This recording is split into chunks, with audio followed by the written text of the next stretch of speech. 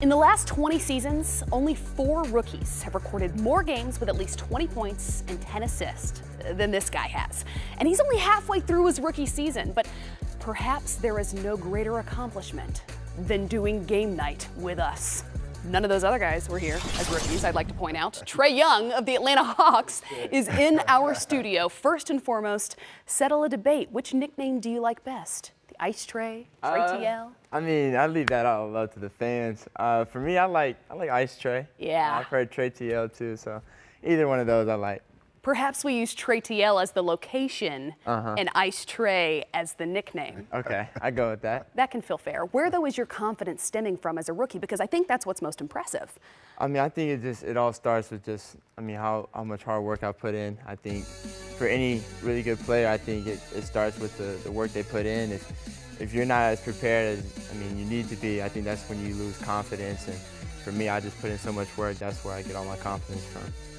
Trae, I wanted to talk to you, man. You know, in football, right, the quarterback position is the premier position. He runs the team. It's his locker room. He has to be able to command his guys.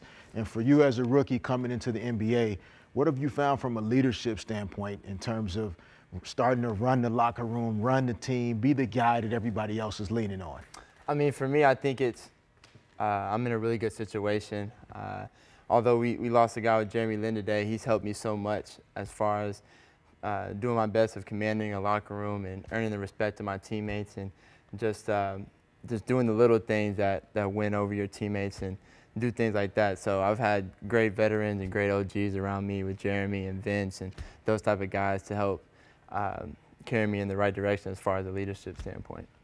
You guys have also had great young players that came in with you, and John Collins, who was here 1 year before. What do you see happening now in that Atlanta locker room, and what are people going to be surprised by that you guys are capable of next year?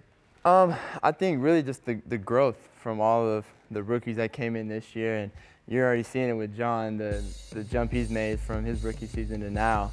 I think really just the growth from all the rookies and John, even the other younger guys. We have a very young team, as everybody knows. So just the growth that we continue in the show, and we want to compete for championships someday. And that's just, it's going to take time. And I always talk about patience, and it's going to take patience. But we're all going to work to get there. All right, Trae, without giving, anybody in the Eastern Conference too much information, we don't want to do that. Let's go just take a walk. When you have the basketball in your hands, where on the floor, what are you seeing? You running screen roll in the middle. You like screen rolls on the wing. What are you reading? Are you reading your defender? Are you reading the big? What are you seeing on the weak side? Take the fans through being an NBA point guard and just navigating pick and roll situations. As the 5-time NBA champion Derek Fisher defends you. No, for sure. Well, for me, I like the pick and roll the best. For me, I think one of my best attributes is my ability to pass and see the floor before things are settled. So if I'm coming off pick and rolls on the wing, I'm not really worried about my defender. I'm reading. So let's say he jumps up into a no middle type of situation. So now he's trying to force you down this way. He forced me down this way. So my job as a point guard is to read the other 3 defenders. Kristen is help side. So we have a guy rolling, and my defender's usually going over.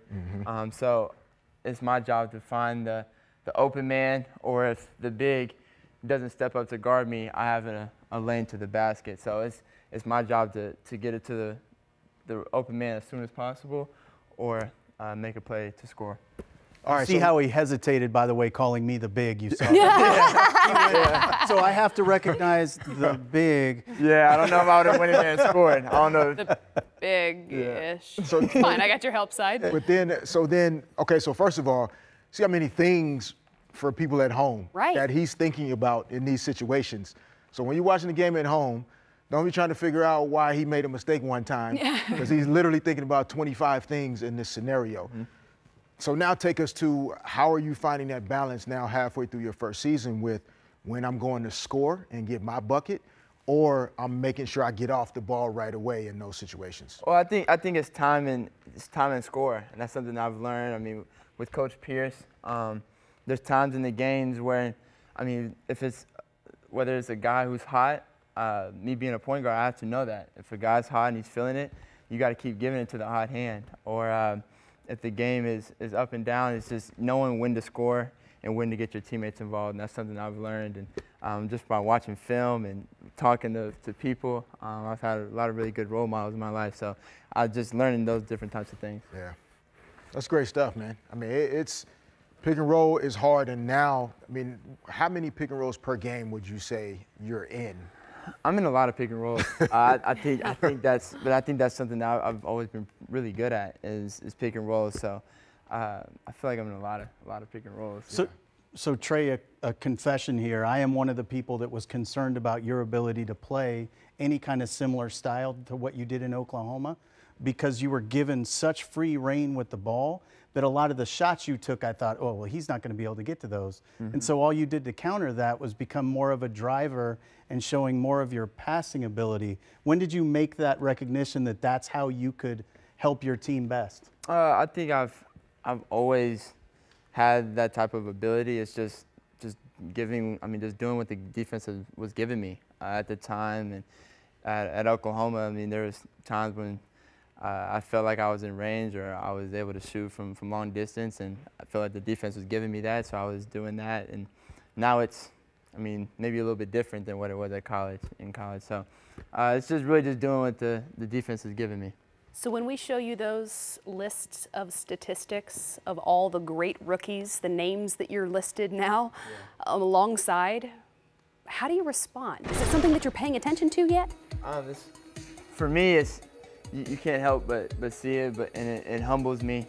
Just being on a list with those type of greats. I mean, it's a humbling list to be on. But for me, I want to be on more of those lists. I want to be on lists of point guards who won championships. I want to be considered an all-time great. So that's, for me, I see it, but for me, I just want to continue to get better and improve. Do you pay attention to the other rookies and what they're doing then this season?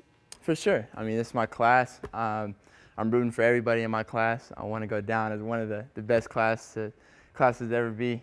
I mean, dealt and drafted. So I'm happy for all the guys who are playing well. Luka's playing really well. DeAndre, Jaren Jackson Jr., all my guys. So I'm rooting for them. You know who else used to do that? Magic Johnson and Larry Bird used to watch each other. They are good at this game, coast. from what I feel like I've heard. All right, Trae, thank you so much for taking the time to join us in studio. If you have nothing going on, we're going to be here all night. Oh. He's like, I didn't sign up for any of that. All right. Like, yeah, that's fine. Go get some rest. Yeah, no, I'm just going to go ahead and take off.